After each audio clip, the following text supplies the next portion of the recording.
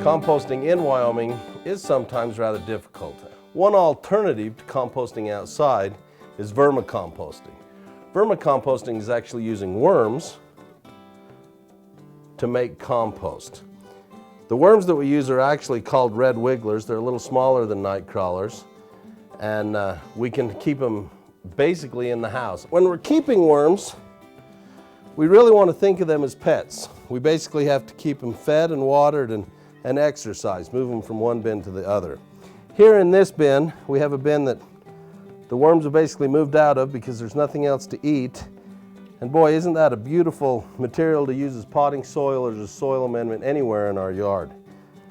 The top one has mostly the undigested material. Where the worms are, we can see a piece of turnip, an apple slice that's been added to this compost bin. Basically, we want to use plant material along with some kind of base like shredded newspaper or cardboard or peat moss. Some concerns, if there's any smell coming from an indoor worm bin, you're probably keeping it too wet. Here these worms are turning something that would normally end up in the landfill into something great that we can use as a soil amendment anywhere in our yards. This is Hudson Hill, University of Wyoming Extension. You're watching From the Ground Up.